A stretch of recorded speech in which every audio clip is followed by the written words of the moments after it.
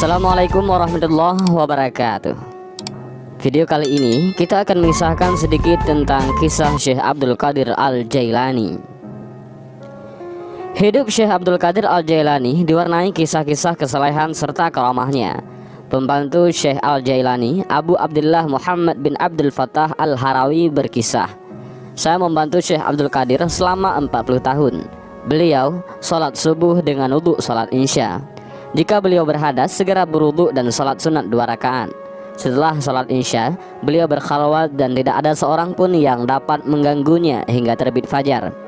Beberapa kali khalifah datang ke rumahnya, namun tak pernah berhasil untuk menemuinya."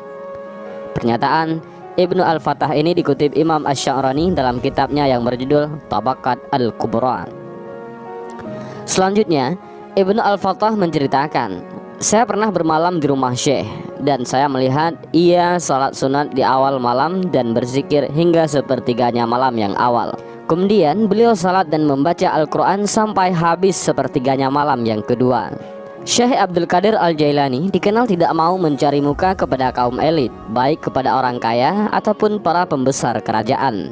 Pernah suatu ketika ia didatangi oleh khalifah. Ia tidak langsung menemuinya, tetapi ditinggalkan beberapa waktu dalam khalwatnya. Dikisahkan oleh Abdullah Al-Masalli bahwa pernah suatu ketika Al-Mustanjid Billah, salah seorang khalifah Abbasiyah, datang ke rumah Al-Jailani untuk meminta nasihat. Ia meminta sesuatu yang bisa mententramkan hatinya, yaitu buah apel yang langka yang ada di tanah Irak. Lalu Syekh Abdul Qadir Al-Jailani pun mengadahkan tangannya ke langit memohon kepada Allah. Maka sekejap itu pun 2 buah apel tergenggam di tangannya. Maka diberikanlah sebuah untuk khalifah dan sebuah lagi untuk dirinya. Setelah apel dikupas dari tangan Syekh Abdul Qadir Al-Jailani, terciumlah bau harum dan manis. Tetapi anehnya, kupasan khalifah itu tercium bau busuk dan penuh dengan ulat. Lalu khalifah terkejut seraya bertanya, "Kenapa begini wahai Syekh?" Beliau menjawab, "Ia busuk dan berulat karena dijamah oleh tangan seorang zalim, dan ia harum dan wangi karena dijamah oleh seorang wali Allah." Konon sejak itu khalifah taubat dan menjadi pengikutnya yang setia. Syekh Abdul Qadir Al-Jailani benar-benar tidak takut akan murka khalifah. Padahal pada masa itu, jika seorang berani mencela perbuatan khalifah, maka akan mendapat hukuman yang berat. Kisah lainnya, Abul Husin Ali Husni Nadawi mengungkapkan dalam kitabnya Rijal Al-Fikri wa Da'wah fil Islam.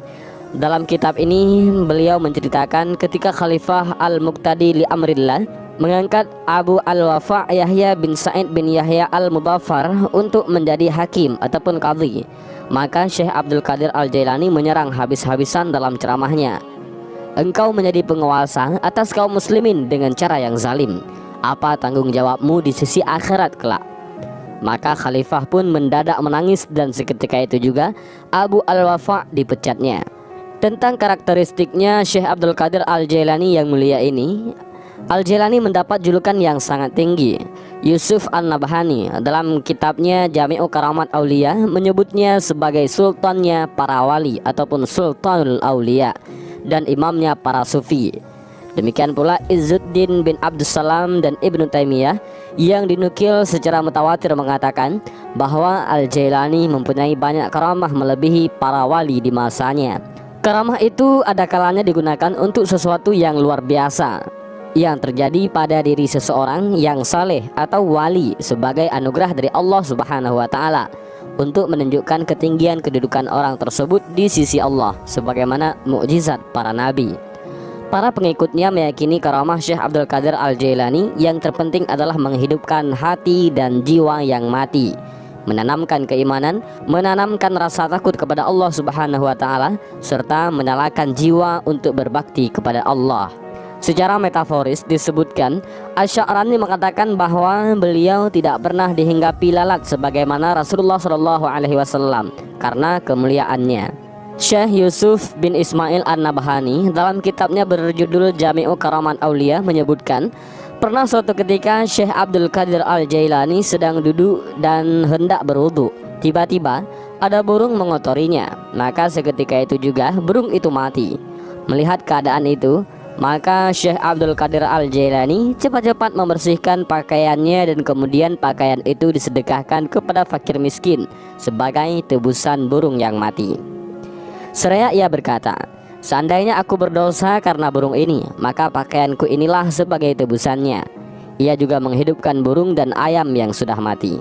Sedangkan Abu Ahmad Abdul Hamid dalam bukunya yang berjudul Jawahir Al-Asani ala Lujjain Abbani mengutip Umar Usma Asy-Syarafi dan Abu Muhammad Abdul Haq Al-Harami, mengatakan bahwa beliau juga mempunyai kekuatan yang luar biasa, bisa menaklukkan musuh dari jauh.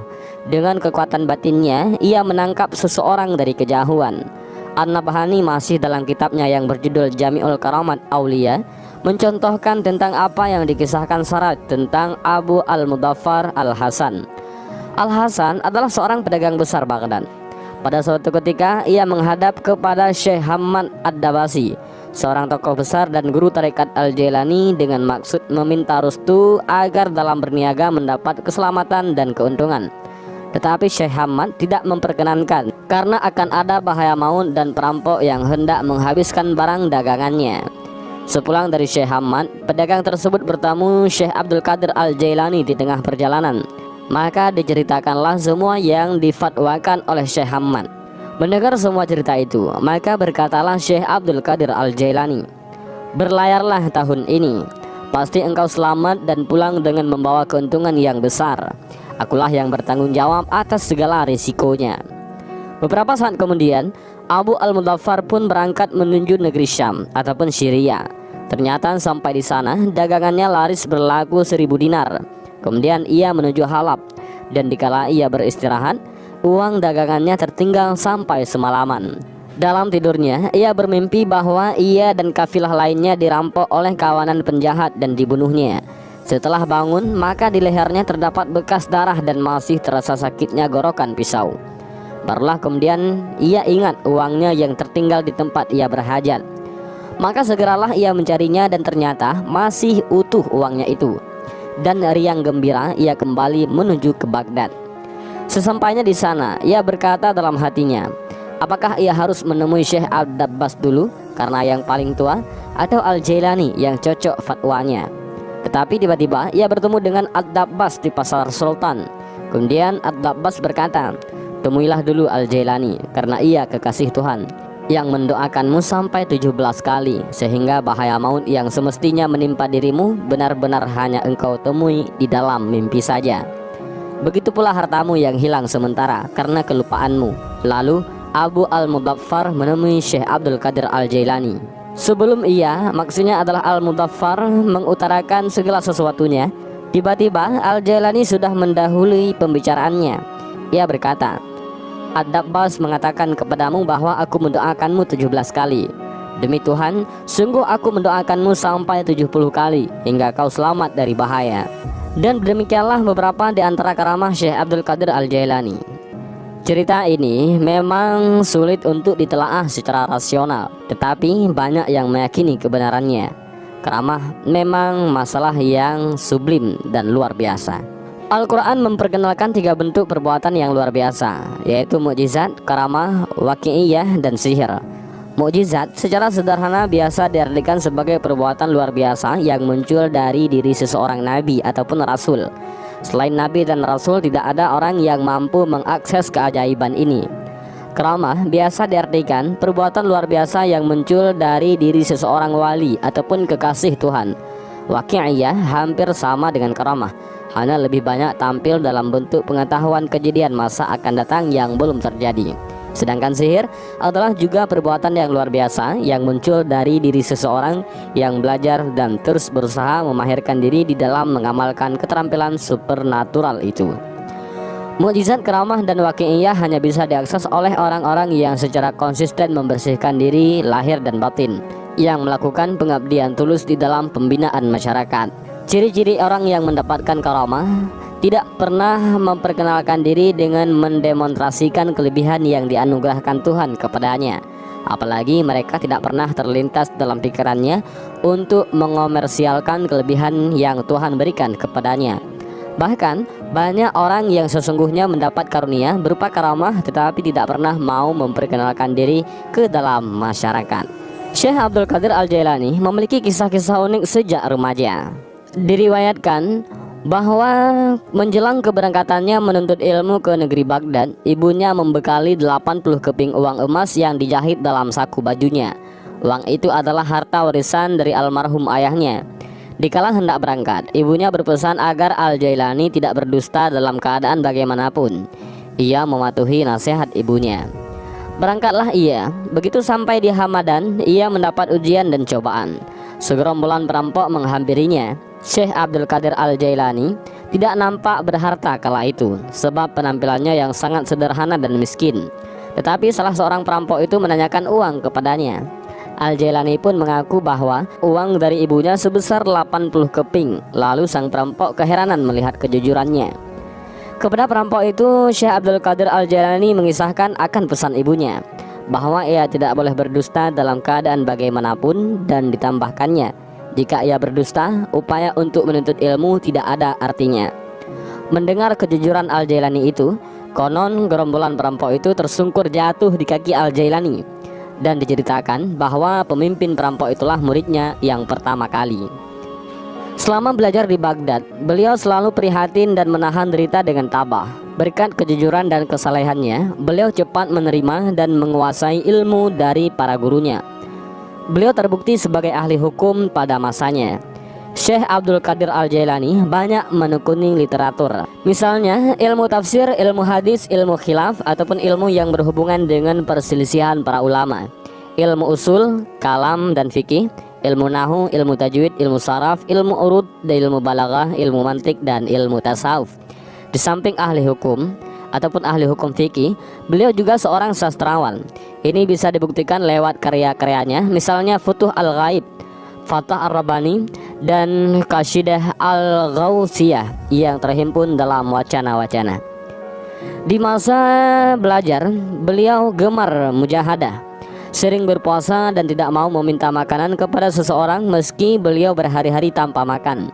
25 tahun beliau uzlah dari masyarakat ramai, hanya memakai jubah dari bulu domba usang dan sehelai kain putih yang melekat di kepala. Beliau mengarungi panas dan dinginnya musim di tanah Irak tanpa beralaskan kaki ataupun sandal, dan makan minum yang tak menentu. Syekh Abdul Wahab Asy-Sya'rani dalam kitabnya Tabaqat Al-Kubra mengisahkan suatu ketika datanglah seorang yang menaruh belas kasihan kepadanya serta memberikan uang. Ia pun menerima pemberian itu sedirham untuk membeli roti. Tetapi tiba-tiba jatuhlah secari kertas di hadapannya sehingga ia tinggalkan roti itu. Kertas itu bertuliskan, keinginan untuk memakan itu dijadikan untuk hamba-hambaku yang dhaif imannya, agar mereka dapat menambah kekuatan berbakti dan taat kepadaku. Adapun bagi orang yang kuat imannya, tentu tidak mempunyai keinginan yang sedemikian. Setelah Syekh Abdul Qadir Al-Jailani menamatkan pendidikannya di Baghdad, beliau mulai melancarkan dakwahnya. Abu Sa'id Al-Mukhrami menyerahkan pembangunan madrasah kepadanya. Madrasah itu tidak menampung para muridnya yang jumlah besar, maka diperluaslah dan selesai pembangunannya pada tahun 528 Hijriah. Madrasah itu dinisbahkan dengan namanya Qadiriyah. Abul Husain Al-Husni Nadwi dalam kitabnya Rijal Al-Fikri wa Da'wah fil Islam menyebutkan tentang kebesaran nama Syekh Abdul Qadir Al-Jailani. Syekh Manawik Qadamah, pengarang kitab Al-Mughni, mengatakan, saya tidak pernah melihat orang yang besar perjuangannya melebihi dia ataupun Syekh Abdul Qadir Al-Jailani. Dan demikianlah kisah video ini tentang Syekh Abdul Qadir Al-Jailani. Mudah-mudahan menambah ilmu pengetahuan bagi kita semua. Dan juga jangan lupa bagikan video ini agar bermanfaat bagi orang lain juga. Terima kasih. Wallahu a'lam bishawab. Assalamualaikum warahmatullahi wabarakatuh.